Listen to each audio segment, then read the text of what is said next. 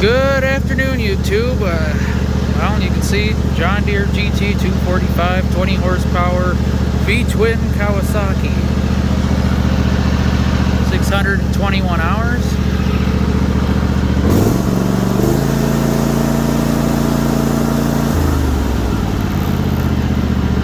Sounding as good as ever.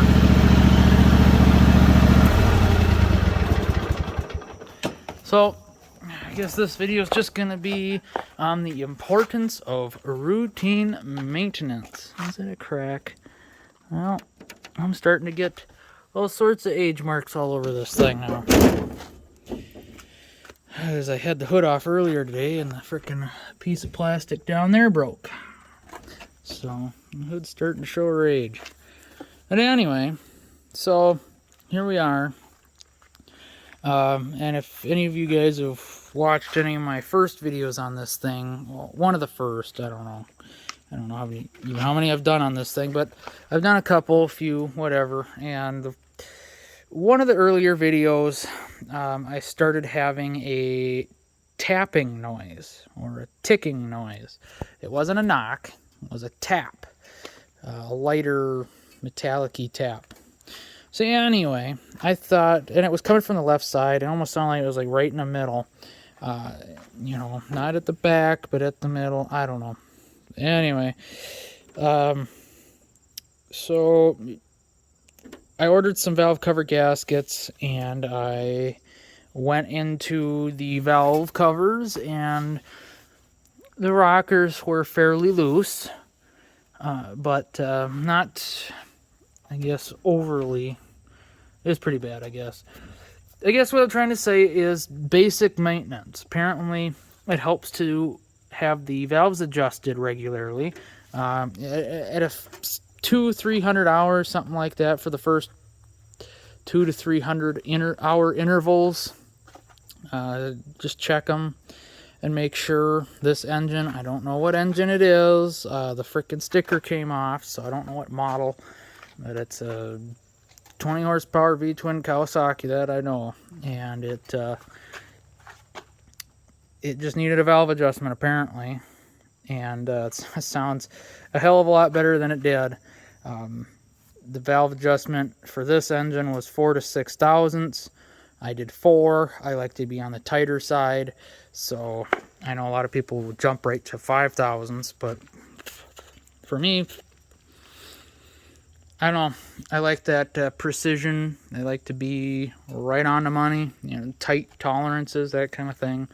So 4 thousandths is where I wanted to be, and I can tell you, the 6 thousandths feeler gauge, man, that wasn't even it. It probably had to be 8 to 10 thousandths off, or not off, but it had to be about 8 to 10 thousandths, if not more. It was pretty far out. So my suspicion of it being valve train related, I thought maybe it was a push rod, you know, if it was a little bent or whatever, but if it was hitting the cam and just making that tapping noise, because it didn't, I know what a rod knock sounds like, and that wasn't a rod knock, but it definitely made me wonder a little bit of what the health of this thing was. But as you heard, she's purring like a kitten without any tapping noises now. I just got done mowing some of the yard, so I don't know if you'd say half, but probably about a third-ish of the yard. And she's thoroughly warmed up, and not one hint of a tap. That's awesome, because before, you could barely hear it when it was cold, but when it warmed up, you could definitely hear it. For sure, it just made you go, what the hell is that? So, about 15 bucks in valve cover gaskets, if that. I don't even know, 10, 15 bucks. And quick valve adjustment, and we are back in business. Other than really could use an air filter, but just did an oil change in May, so we're good on that for a while. And I don't know when the last time the fuel filter was changed. I guess there's a little bit of poop in there, not too bad. My fuel shutoff valve I put on frickin' broke. That's always fun. But yeah, what is this? 545 hours. Interesting. So anyway, I bought this back in 2018, something like that. But, yeah. So I don't know what the oil change interval is on this either, but because it does see 2 to 3 hours ish when I mow the yard every time, and depending on how much rain we get and how many times I got to mow, that could add up pretty quick. But I've just kind of been doing the once a year type of thing, so I guess that is what it is. But that seems to be okay. I never let it get black and all nasty, but she's really quiet now, metallic noise wise. So that's a good thing.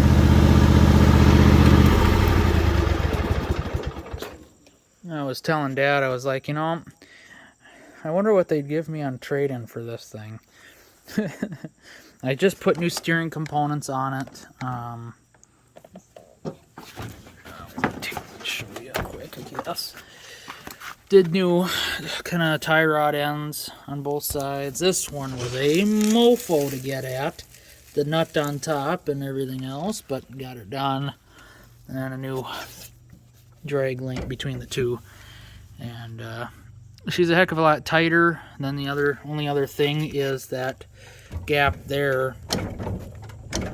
It moves fully in that gap, and if I didn't have that so much, the steering would be a heck of a lot tighter. It wouldn't hunt around on me while I'm freaking while we're hitting bumps and crap. It wouldn't jerk the wheel back and forth, but that's bad. But yeah, I like tight steering. It's not so tight, but she tries. It's just the stinking thing moves back and forth relentless. Anyway, I was almost half tempted. I've had my eye.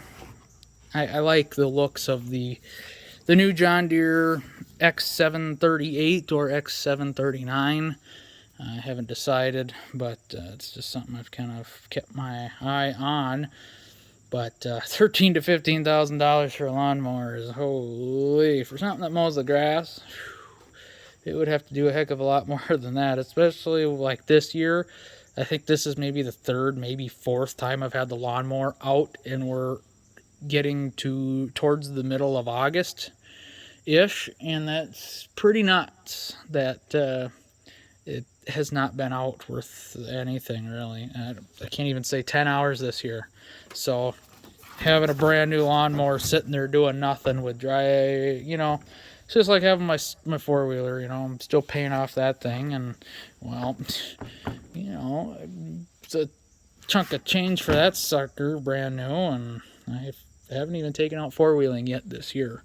But with a new job, it's just been no time, and getting the boat prepped and gone out fishing for 4th of July. And now, don't get me wrong, my four-wheeler got used, just not by me. It only went on one trip, so definitely need to make a trip this year at least once. But it does get used for, I picked up a plow for it finally, so it does plow the driveway. So that did get some use this year, and we'll definitely get some more use probably this year as well. So, but yeah, I just figured to give you guys a quick update on do your basic maintenance. She's definitely purring a little bit better than she was before, and definitely doesn't have any funky sounds or anything like that. So it never hurts to check out the obvious. I'm very happy that the motor's not going out. That had me worried. I've had my questions whether this guy I bought this from had rolled back the hours or put it in a different hour meter or something, because the ad for this thing was, it was absolutely loved from the time it was new. It was waxed and washed after every frickin', use, and greased every so often. And I was like, you take that with a grain of salt. But the idea is nice. Don't get me wrong. And the pictures look beautiful, just nice and shiny and ready to go. And well, when it came down to it, when I got there, I came I mean, the stickers weren't peeling off that bad. It's just, I've put almost 100 hours on this thing in the last 2-3 years. So, I mean, we're 10 hours short of 100 hours because it had exactly 530 hours as advertised. And, but as I got there, I saw the freaking taillight was glued on, and the spray paint orange peel, and a little bit of dripping, you know, spray paint down the side. And I was like, what the hell? And he had said, like, oh yeah, I've got like 5 of these things. I bought a lot of them, you know, like at an auction, a lot of. It's so hard to say that without saying, oh yeah, I just went out and bought a lot of things. Like, no, he bought a group of these lawnmowers together. That's called a lot. A lot of whatever. Anyway, you know, and I guess this is the one he was advertising. I don't know. And it's just, granted, the hood wasn't busted up, and you know, I've tried buffing everything out, and it's gotten some scratches since I buffed it. It looked pretty dang on new. This headlight's fine, but this headlight's coming off, and but otherwise it looked pretty new. Otherwise the deck was really nice, and I mean, there's no rust on the thing, and the seat wasn't torn, and I was like, well, you know, it's not so bad, and it ran and drove fine, so mowed the grass fine. So I bought it anyway, but she's definitely starting to get higher in age, and kind of thinking maybe something with power steering would be nice, something with four-wheel steering to get around the trees a little bit better, and a 60-inch deck. I'd like a little bit bigger to get the yard done a little bit faster. Because you wouldn't believe, you know, you're like, well, you know, a little bit bigger deck ain't going to do that big a difference for you. Let me tell you something. Try mowing this yard, about 4 acres with frickin' 48-inch mower. That took, oh boy, at least 3 hours, at least. And you bounce up another 4, 5, 6 inches, and wham, bam, it gets done in an hour and a half, 2.5-ish tops, you know. I can really whip through the yard, and I can really get it done pretty quick. Holy shit, there are a lot of ants on that mower deck right now. Look at all them buggers. Doesn't look like a lot right now, but see them all.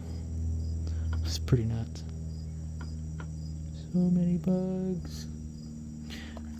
But anyway, so yeah, that's it. Hope you guys enjoyed. Stay tuned for maybe more updates, maybe a new lawnmower. I don't know. I'll toss around the idea and see what they have to say.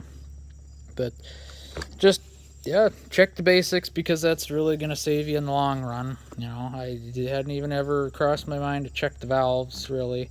I just knew I'm going to pull the valve covers off and see if there's anything drastically loose or bent push rod or what, but I didn't even get that far. Just stuck the 4,000 feeler gauge in there, and I was like, wow, that's doesn't even touch anything. And put 6,000 in, that doesn't even touch anything. Holy, you know, I didn't try anything bigger, so I just started right there. Like, yep, well, we got to do a valve adjustment. I guess we'll see from there. And if we got to go back in, we got to go back in. But, you know, and that was it, I guess. So, like I said, hope you guys enjoyed. Thanks for watching. God bless.